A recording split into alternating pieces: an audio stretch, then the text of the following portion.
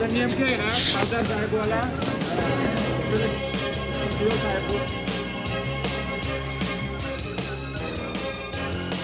शिरूर तालुक्यातील जांबूत इथं बिबट्याच्या हल्ल्यात 70 वर्षाच्या वृद्ध महिलेचा मृत्यू झाला होता। आठवडाभरातील हा दुसरा मृत्यू आहे। मृत्यूनंतर ग्रामस्थ आक्रमक झालेत।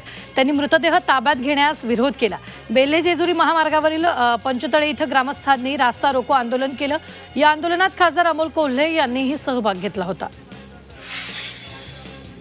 मतदार यादीतील घोळावरून सत्ताधारी आणि विरोधकांमध्ये खडाजंगी सुरू झाली आहे। निवडणूक आयोगाला प्रश्न विचारले तर सत्ताधाऱ्यांच्या पोटात का दुखतंय? आयोगाला विचारलेल्या प्रश्नावर सत्ताधारी का स्पष्टीकरण देतात असा सवाल नाना पटोलेंनी केला।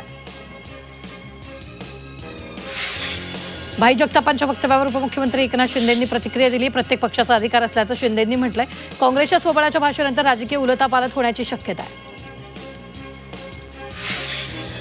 ठाणे महापालिकेसाठी युतीबाबतचा निर्णय घेण्याचे अधिकार एकनाथ शिंदेंकडे असल्याची माहिती सूत्रांनी दिली। जागा वाटपात भाजपला ठाण्यात काही जागा मिळाल्यानंतर शिवसेनेला फटका बसण्याची शक्यता आहे। तर उमेदवारी न मिळालेले नेते पुन्हा उद्धव ठाकरेंकडे जाण्याची शक्यता आहे। त्यामुळे या ठिकाणी युतीत लढणार की स्वबळावर याचा निर्णय एकनाथ शिंदे घेतील असं सूत्रांनी म्हटलं।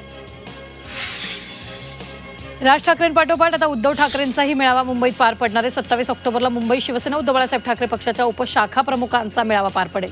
आगामी मुंबई मनपा निवडणुकांच्या पार्श्वभूमीवर होणाऱ्या मेळाव्यात उद्धव ठाकरे मार्गदर्शन करणार आहेत आणि या मेळाव्यात उद्धव ठाकरे मतदार यादीतील घोळा संदर्भात मार्गदर्शन करणार आहेत। आधी हा मेळावा 25 ऑक्टोबरला होणार होता। मोदींचा भक्त आहे म्हटल्यावर तुम्हाला ईडीची नोटीस तर आली नाही ना, असा सवाल रमेश पाटील यांनी अभिनेते दिग्दर्शक महेश कोठारे यांना केला। या दोघांची ऑडिओ क्लिप व्हायरल होते। छत्रपती संभाजीनगरच्या रमेश पाटील यांनी महेश कोठारे यांना फोन करत ईडी नोटीसीबाबत विचारलं। मी भाजप भक्त आहे आणि मी मोदी भक्त आहे ठामपणे सांगतो असं महेश कोठारे यांनी रमेश पाटील यांना उत्तर दिलं।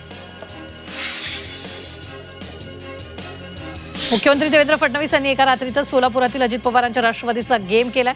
सोलापुरातील राष्ट्रवादीचे 3 माजी आमदार, काँग्रेसचे 1 माजी आमदार तसंच शिवसेना उद्धव बाळासाहेब ठाकरे पक्षाचा एक नेता भाजपच्या गळाला अडकलाय। मुख्यमंत्री फडणवीसांनी महायुतीतील राष्ट्रवादी विरोधातच ऑपरेशन लोटसच्या माध्यमातून सर्जिकल स्ट्राईक केलेला आहे। गडचिरोली पोलिसांनी संवेदनशीलता दाखवत अनोखी दिवाळी साजरी केली आहे। जंगलात 5 किलोमीटर पायी जात दुर्गम आदिवासी मंगीगुडम गावात दिवाळी साजरी केली। यावेळी पोलिसांनी गावातील नागरिकांना फराळ, फटाके आणि दैनंदिन वस्तूंचं वाटप केलं।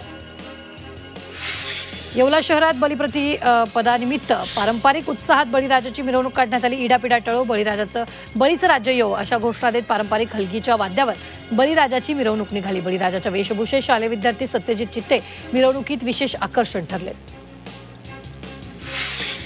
वाशिमच्या उंबरडा बाजार गावात गोवर्धन पूजेचं आयोजन केलंय। गायी गोंधनाच्या दिवशी ढोल ताशाच्या नादात गोमातेची मिरवणूक काढण्यात आली।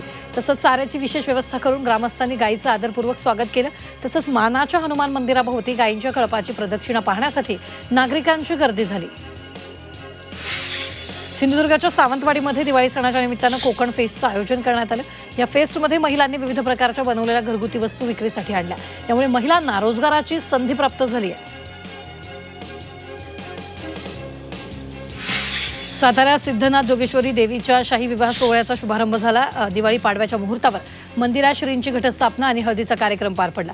यावेळी लाखो भाविकांची मोठ्या संख्येने उपस्थिती होती।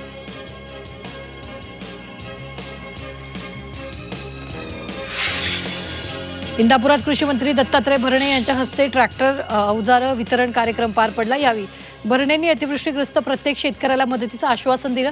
तर सरकार नेहमी शेतकऱ्यांच्या पाठीशी असेल असंही त्यांनी म्हटलं।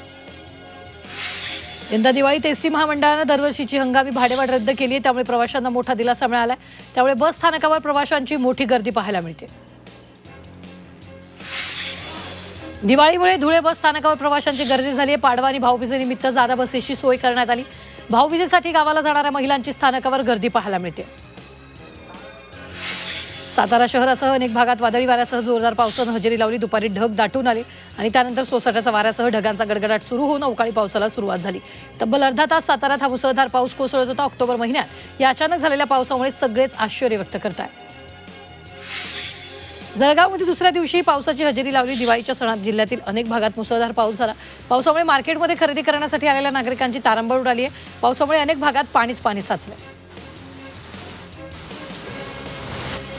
गावोगावी 24 तास